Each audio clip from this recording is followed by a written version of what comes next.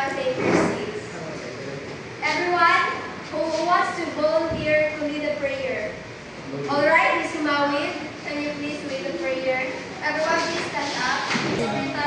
Please be seated. Secretary, can you please put absent to those people in the area. Alright, so our topic for today is all about context analysis. I am your student teacher for today. My name is Mr. Joy P. Abao. Now, from the word context analysis, what comes into your mind when you hear the word context analysis? Mr. Igos, do you have any ideas, sir?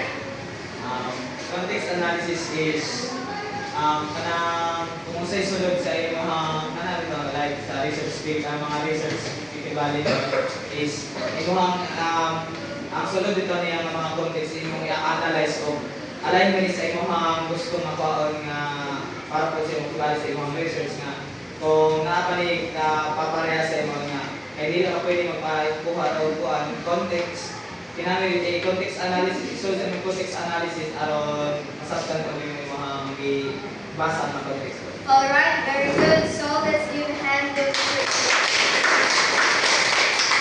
now, context analysis it is a way to understand and interpret information in a broader context. It involves examining surrounding circumstances, conditions, and factors that may influence the meaning and significance of a particular event, idea, or piece of information. Now, key elements of context analysis is we have first the social and cultural context. Now, everyone, please read in chorus. This involves considering the social norms, values, beliefs, and practices of the individuals or groups involved.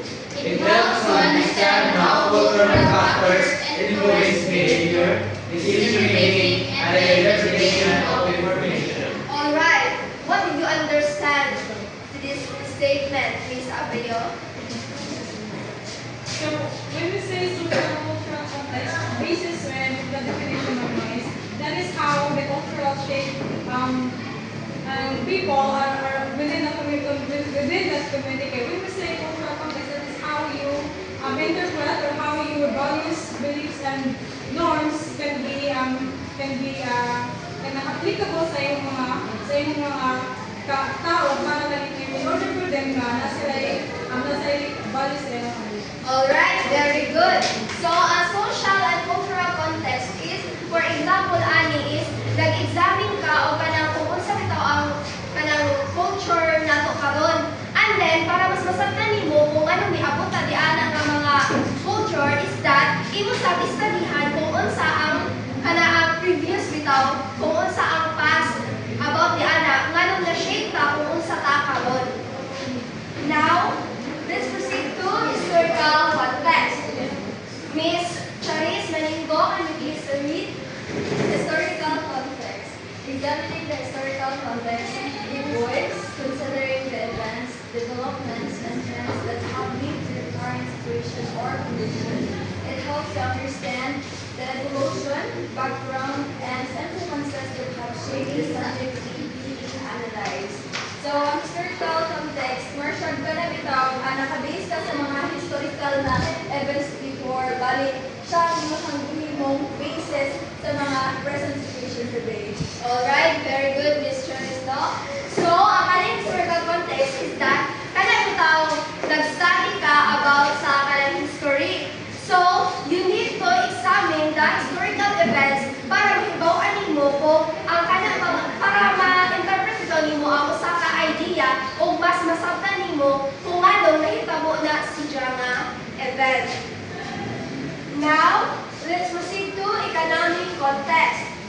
Mr. Ed, can you please read?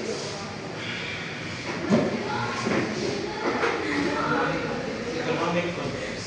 Analyzing the economic context involves assessing the economic factors such as market conditions, industry trends, or financial considerations that impact the subject under the study.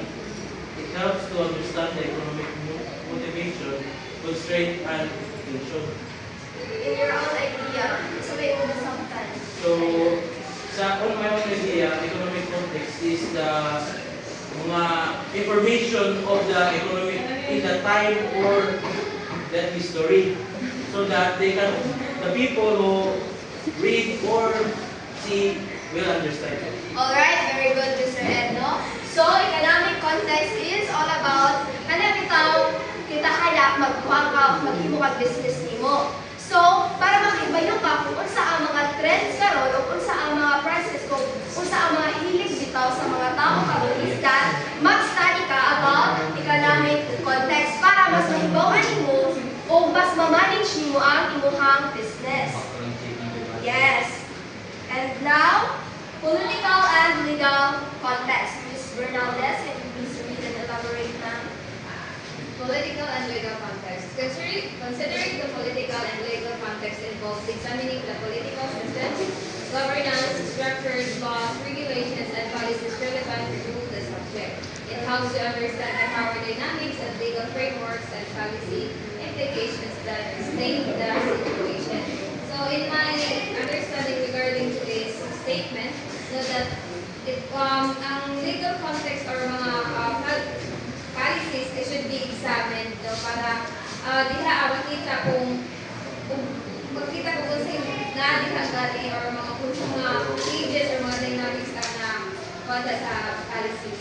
Alright, very good, Ms. Bernaldez. So, ang political and legal context is, example diyan is ang mga kanang legal laws. Ang mga laws bitaw, so dapat sa kanang umusulit ka sa political, dapat kanang imo bitaw studihan ang mga kanang laws kung unsa ang mga kuan kana ang hinungdan nganong nahimo na siya nga laws o kanang existing pa ba na siya nga mga laws. And also kung unsa ang mga challenges sa kanaang paghimuan nga mga laws. And now is technical context. Miss Dane, Miss Reed, technological context. Technological context is analyzing the technological context involves assessing the technological advancement, tools, platforms, or systems that influence the subject. It helps to understand how technology enables or constrains certain actions, processes, or behaviors. Alright, Miss Cadavero, do you have any idea what is technological context? Can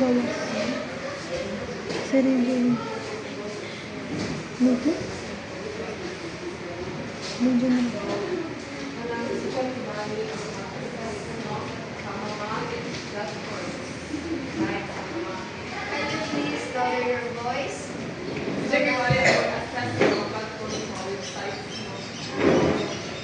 Alright, very good. So, ang technological context is that kanaang kita ay nag-study ka sa communication, sa technology. Kung kanang tapos sa kanang if you're studying the evolution of communication, ang imong paggamit ani is ang technological context. Because dire imong makuan kung unsa gyud ang sinugdanan nganong na-create ang technology. So, ang imo jung kuanon ani is i-dig deeper gyud nimo kung unsa gyud ang sinugdanan gyud nganong ning-abot na ta karon sa kanaang technological advancement. And lastly is environmental context. Miss Arcala, can you please read and elaborate? Wow. Number 6, environmental context. Examining the environmental context involves considering the physical, natural, or ecological factors that affect the subject. It helps to understand the environmental impact, sustainability, considerations, or resource availability related to the subject. So, sa akong pagsabot mamulang ang environmental context. For example, sa imuhang research bitaw ma'am, labi na ang magkanta ka ma'am, i-consider yun nimo ang environment kung asa ka magkanta or asa nimo himuon ang kana imuhang study mo. Alright, very good.